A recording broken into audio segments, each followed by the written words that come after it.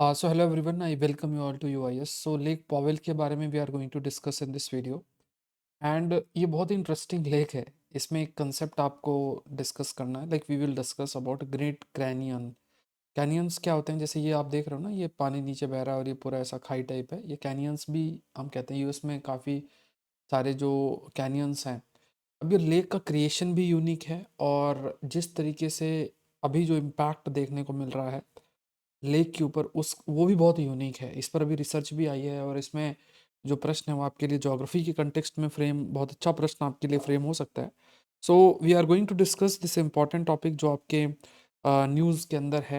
And इसमें पहली चीज़ आपको माइंड में बना के रखना है कि ग्रेट ये कैनियंस याद रखना है कि जैसे कैनियंस क्या होते हैं, तो आप पिक्चर इमेजिन कर सको।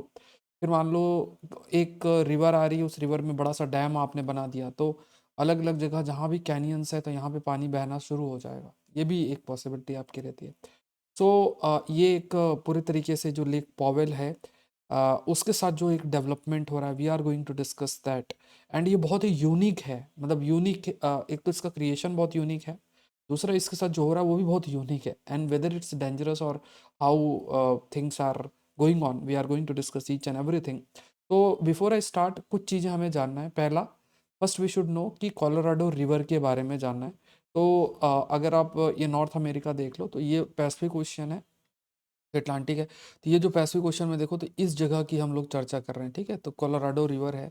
तो यहाँ पे अगर आप देखो, तो ये कोलोराडो रिवर है जो बह के आती है रॉकी माउंटेन से होते हुए, और इस तरीके से कोलोराडो रिवर है। तो you have this Colorado river, we are discussing about this basin. तो बेसिन शब्द का मतलब होता है कि जैसे रिवर अगर आपकी आ रही है, तो उसके साथ जो भी ट्रिब्यूटरीज डिस्ट्रीब्यूटरीज हैं वो उसका रिवर बेसिन बनाती है। तो ये कोलोराडो रिवर याद रखना है। और इसी कोलोराडो रिवर के अंदर अगर आप देखोगे, जैसे यहाँ पे आपकी ये कोलोराडो जो रिवर है, इसका ये पूरा का पूरा रिवर बेसिन है। दिस इज कोलोराडो, पूरा का पूरा इसका रिवर बेसिन है। हियर यू कैन सी, ये कोलोराडो है, ये उटा है। And this is where is lake Powell located. तो ये कोलोराडो रिवर है और ये आपका लेक पॉवेल है। तो you have this lake that we call it as lake Powell. एक तरफ आपका लेक पॉवेल है, फिर ये कोलोराडो रिवर है। तो we will discuss about this lake. तो पहला तो हमको इसका जोग्राफिकल लोकेशन के ऊपर क्लैरिटी होना चाहिए।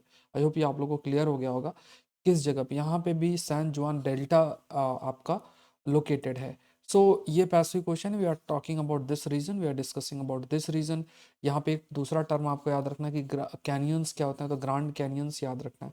तो वी शुड नो बिफोर जो भी डेवलपमेंट है उसको जानने के लिए, कि what basically is grand canyon, उसका लोकेशन, कोलोराडो रिवर का लोकेशन, और लेक पॉवेल का लोकेशन। तो लेक पॉवेल किस रिवर के बेसिन में आता है? कोलोराडो रिवर बेसिन पे आता है।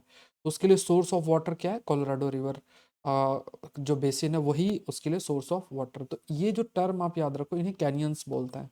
और इसी कैनियंस की इधर ये कैनियंस हैं, ये अगर आप देखो इन्हें कैनियंस, ऐसे ग्रांड कैनियंस हैं। तो यहीं से रिवर इस तरीके से आपकी बहती भी है, कई सारी रिवर्स बहती है। तो अगर सपोज करो इसमें सूखा पड़ जाए, तो फिर क्या होगा कि जो रिवर का पानी है वो आपका अगर कम हो जाएगा, तो lake will also be affected. मान लो इधर आपका कोई लेक है, that will also be affected.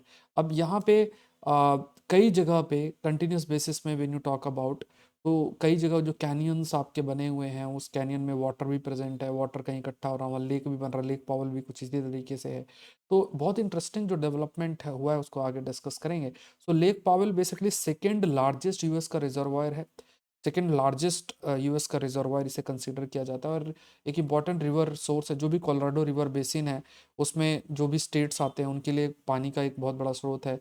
40 साल से देखा जाए तो कंटिन्यूस बेसिस में इसकी श्रिंकेज हो रही, क्यों हो रही है आगे डिस्कस करेंगे। क्लाइमेट चेंज के अलावा भी कई फैक्टर्स हैं। सो अभी जो मेगा ड्रॉट की जो आपकी स्थिति है वो एक बड़ा फैक्टर है। एंड इसकी वजह से पानी बहुत तेजी से कम हो रहा है। एंड ये इट इज़ सेड कि ये धीरे धीरे और भी इसमें कमी देखने को मिलेगी। एंड इट इज़ स्टेटेड कि जो कोलोराडो रिवर मेन चैनल है, लगभग उसमें कई प्रकार के कैनियंस हैं, जैसे मैंने आपको बताया 100 साइड कैनियंस हैं। And when you talk about these canyons, जो 100 साइड कैनियंस है, ये फ्लड आपका हुआ मिड 1960s के अंदर। जब आपका ग्लेन कैनियन डैम बनाया गया। तो जैसे अभी आप समझो कि रिवर है, रिवर के ऊपर डैम बनाया गया। When you have build the dam, dam बनाने से व्हाट हैपेंड कि जब डैम एक बार आपने क्रिएट कर दिया, तो फिर पानी का रिजर्वायर इकट्ठा हो गया। और अलग-अलग जहाँ भी जगह मिला पानी को वो भी पानी जाने लग गया। तो कई प्रकार का इसमें डेवलपमेंट हुआ, जैसे इसको ध्यान समझना कि जैसे रिवर बेसिन है, रिवर बेसिन में जैसे आपने डैम बना दिया तो पानी अलग-अलग जगह जाने लग गया। इस टाइप से अलग-अलग कैनियंस में जो अलग-अलग छोटे-छोटे कैनियंस हैं, ये जैसे कैनियंस यहाँ पानी इस तरीके से जाने लग गया।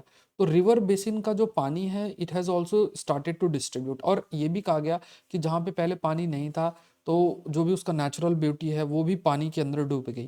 तो अमेरिकन लॉस्ट नेशनल पार्क के रूप में भी इसे ऐसे कंसीडर किया गया। तो यहाँ पे जो लेक पॉवेल की अगर बात किया जाए, लेक पावेल भी इसी तरीके से क्रिएट आपका आर्टिफिशियल सेंस में क्रिएट हुआ है। जैसे डैम है, डैम क्रिएट किया, फिर जो पानी है अलग अलग जगह जहाँ खाली जगह वहाँ जाने लगा, कैनियंस में जो है वो जाने लग गया। कई प्रकार के जो एरियाज थे जहाँ पानी नहीं था वहाँ पानी आने लग गया। तो इस वहाँ से वहाँ पे भी एनवायरमेंट चैलेंजेस भी कई प्रकार के जो है देखने को मिले। तो ग्लेन कैनियन जो डैम है लगभग इतना बड़ा है, and because this dam has been created, जब डैम क्रिएट हुआ तो this has also resulted into the formation of this lake as well. So US bureau of reclamation touted lake Powell as the jewel of the Colorado के रूप में उसे consider किया जाता है।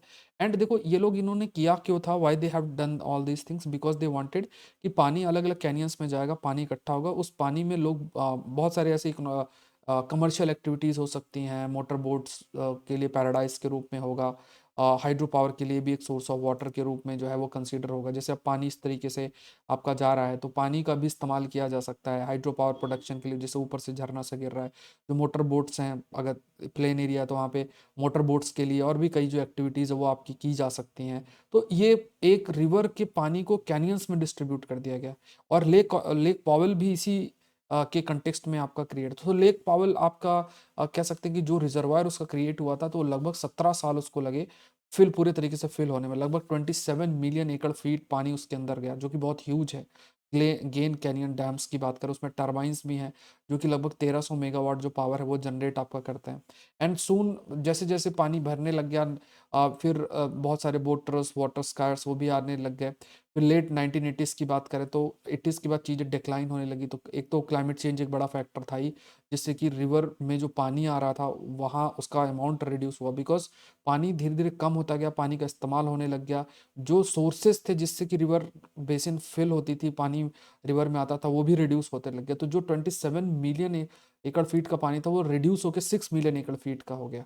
और इस वजह से फिर चीज़ें ड्राई, मतलब ड्राई लेक का फॉर्मेशन के रूप में वी कैन से आपका जो है आपका जो ड्राई लेक आपका होने लग गया। जो लेक पॉवेल है वो भी धीरे धीरे फिर ड्राई होने लग गया। जो रोड हैं और ये सब जो जितने भी बोट ये बने थे तो वो भी आपके पूरे तरीके से ख़त्म हो गए, या जो भी बोट रैम्प्स थे वो भी क्लोज हो गए, क्योंकि पानी नहीं तो बोट रैम्प्स का क्या करेंगे। फिर जो हाइड्रो पावर प्रोडक्शन है उसमें भी कमी आई पानी की कमी की वजह से। एंड इस पूरे रीजन के अंदर वी कैन से जहाँ पे पहले पानी बहुत अधिक रहता था, फ्लड की सिचुएशन भी रहती थी, तो अब वी कैन से कि बहुत बड़ा चैलेंज ये आ गया कि थोड़ा-सा जहाँ पे पहले पानी नहीं था, पहले पानी लेकर आया गया, फिर उसके बाद दोबारा से वो सूखा पड़ रहा है, दोबारा से पानी अब नहीं है। तो एक ये भी अपॉर्च्युनिटी कि उस लैंड स्केप को रिकवर किया जाए। अब इसको रिकवर करने के लिए बहुत ज़रूरी है कि वहाँ जो लोग रहते हैं, जो हमारे मतलब यूएसए में जो ट्राइबल कम्युनिटी है, वो ट्राइबल कम्युनिटी को पार्टिसिपेट कराया जाए। ऑल्दो जो भी चीज़ें मैनेज होती हैं, उसके पीछे जो एक अप्रोच जो वहाँ फॉलो की जाती है कि जो भी रूल्स रेगुलेशन लॉज है उसी के माध्यम से किया जाता है। जो फोकस होना चाहिए कि किस तरीके से जो ट्राइब्स हैं या जो वहाँ लोग रहते हैं उनको कैसे मैनेज करने के लिए उनके रोल को इंक्रीज किया जाए, उस पर फोकस करना जरूरी है। और उनको इंक्लूड करना बहुत जो है वो जरूरी है जाता है धीरे धीरे। क्योंकि देखो पहले जैसे अब अगर आप इमेजिन करो लाइक फॉर एग्जांपल, पहले जो ये अगर आप इसे देखो तो यहाँ पे पानी आ रहा है, पानी के साथ बहुत सारे सेडिमेंट्स आ रहे हैं। जब पानी नहीं रहा तो खाली सेडिमेंट्स बचे। तो अगर हमें उस पूरे टोपोग्राफी को दोबारा से रिकवर करना है मतलब यूएस के अंदर, तो फिर ये जो सेडिमेंट्स हैं इनको भी डील करना पड़ेगा। कोलोराडो शब्द का ही मतलब अगर देखा जाए तो स्पेनिश में यही कुछ कलर्ड रेड के रूप में होता है। तो ये भी एक चैलेंज है कि किस तरीके से उस सेडिमेंट्स को सेडिमेंट्स को जो है सेटल कराया जाए, उसको किस तरीके से, क्योंकि सेटल कैसे उसको मैनेज किया जाए जो ह्यूज अमाउंट ऑफ सेडिमेंट्स आपका डिपॉजिट है। So this session was presented by me, my name is Saurabh Pandey. Unacademy में आप मुझसे जुड़ सकते हैं, इंडिया के टॉप एजुकेटर से लाइव पढ़ सकते हैं। अगर आप 1 ईयर का सब्सक्रिप्शन लेते हो तो अभी 4 मंथ्स आपके लिए फ्री है। ये बहुत अच्छी आपके लिए अपॉर्चुनिटी है, क्योंकि 12 मंथ्स में 4 मंथ्स मतलब टोटल 16 मंथ्स में आप सारे सब्जेक्ट्स आप एक्सेस कर सकते हैं, सबकी लाइव क्लासेस एक्सेस कर सकते हैं। टॉप एजुकेटर के लाइव क्लासेस जो है वो एक्सेस कर सकते हैं। मेरे द्वारा भी जो कोर्सेस हैं वो भी एक्सेस कर सकते हैं। मतलब आपको अलग से किसी कोर्स को ज्वाइन नहीं करना है। 1 ईयर के लिए जब जुड़ते हो तो 4 महीने आपके लिए फ्री है, साथ में सारे एजुकेटर के सारे कोर्सेज भी आपके लिए फ्री हैं। फ्री एक्सेस आप कर सकते हैं। प्रीलिम सक्सेस कोर्स भी आप जुड़ सकते हैं अलग से। कोड जो यूज़ करना है दैट इज SPLIVE, unacademy.com में जाना है, UPSC CSC सेलेक्ट करना है, उसके बाद फिर SPLIVE कोड डाल के ज्वाइन करना है। मेरे द्वारा ये कोर्सेज अपकमिंग है तो ये भी आपको थ्रू हो सकते हैं। सो साइंस टेक स्पेशली बहुत इंपॉर्टेंट कोर्स है। ठीक है, सो आज के लिए इतना ही। Thank you everyone. UIS channel को जरूर से सब्सक्राइब करें। Thank you.